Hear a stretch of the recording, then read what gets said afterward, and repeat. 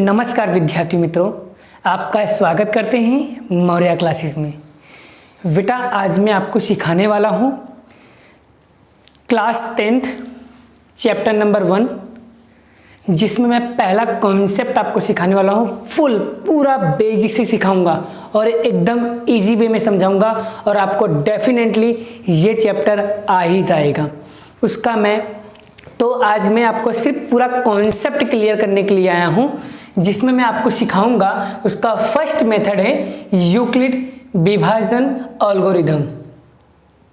Euclid विभाजन algorithm ये क्या होता है, इसकी खोज कैसे हुई, इसका रिसर्च कैसे हुआ और इसकी शुरुआत कहाँ से हुई। ठीक है, तो यूक्लिड विभाजन एल्गोरिथम बेटा, यूक्लिड जी जो थे बेटा एक मैथमेटिशियन थे। ठीक है, एक गणित शास्त्री थे। इन्होंने विभाजन एल्गोरिथम मतलब भाग विधि से बहुत ही आसानी तरीके से विभाजन मतलब कि भाग बहुत आसानी तरीके से दे सके, और उससे हम अगर मुझे निकालना होगा जैसे HCF, इसको निकालने के लिए बहुत सारे तरीके हैं, लेकिन यूक्लिड जी ने एकदम इजी वे बताया है जिससे आप आसानी से HCF निकाल सकते हो। तो चलिए मैं आज आपको पूरा कॉन्सेप्ट बताने वाला हूँ, पूरा तरीका बताने वाला हूँ। आपको एक सवाल कराऊंगा ना, उसके जैसा हजारों सवाल आप कर सकते हो, इसकी गारंटी मैं देता हूँ आपको।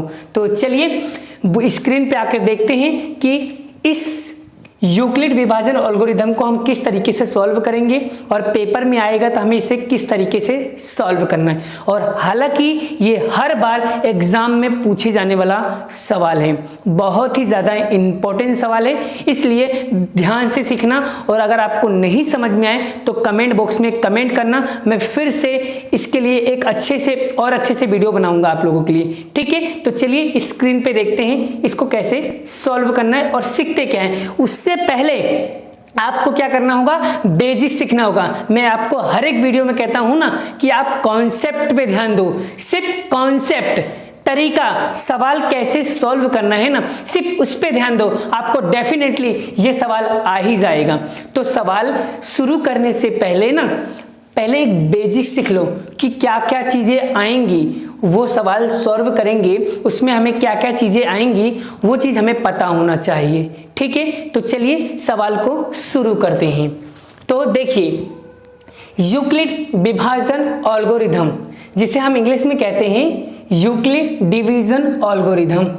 ठीक है, और आप लोगों को पता होना चाहिए भाज्य, भाजक, भागफल, शेषफल ये सब क्या होता है। सर मुझे तो बिल्कुल भी समझ में नहीं आ रहा है, सर ये क्या लिखा है और इसको हम कब अप्लाई करना है, ये चीज बता दो। तो देखो भाज्य, भाजक, भागफल और शेषफल क्या होता है।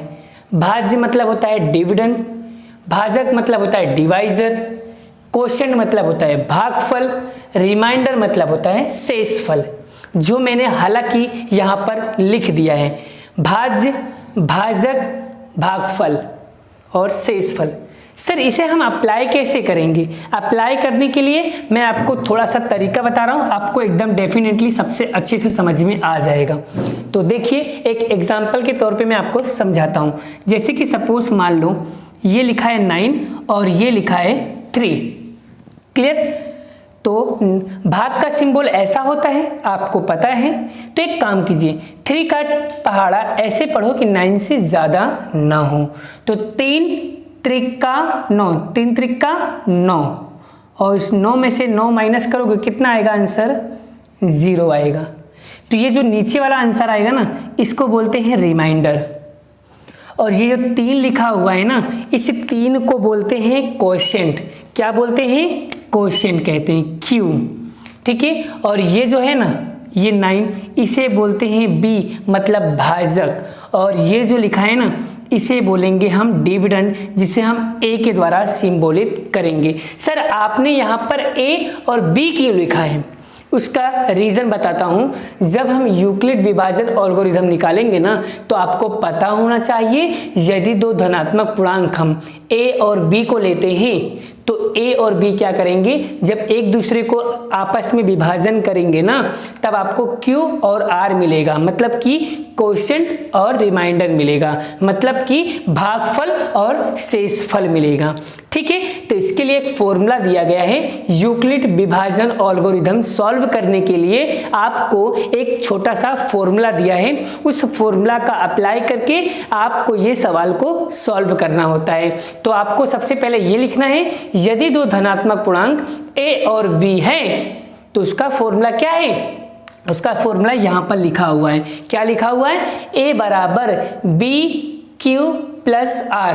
और आपको अब पता चल गया है, a आपका बन जाएगा भाज्य, b बन जाएगा आपका भाजक और q बन जाएगा आपका भागफल और r बन जाएगा आपका रिमाइंडर। लेकिन एक कंडीशन है, क्या कंडीशन है कि r की वैल्यू जो होगी b से बड़ा होगा, b जो है r से बड़ा होगा लेकिन 0 से छोटा होगा। b से बड़ा है और 0 से छोटा है, ये कंडीशन आपको पता होना चाहिए। आप ना देखना चाहते हैं ना, देखो b जो है ना वो a करता, b जो है वो r करता क्या है, बड़ा है। देखो रिमाइंडर कितना है, 0, 0 से बड़ा कौन है, 9, 9 क्या है, b क्या है, बड़ा है।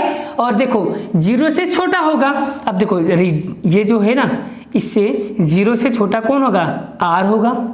क्लियर? तो आई होप आपको ये पता चल गया होगा। तो चलिए मैं आपको अब एक सवाल करके बताता हूं कि सवाल को हम सॉल्व कैसे करेंगे। एक एग्जांपल से समझाऊंगा ना, तो आपको डेफिनेटली ये क्वेश्चन समझ में आ जाएगा। तो चलिए एक एग्जांपल लेके मैं आपको एक सवाल कराता हूं।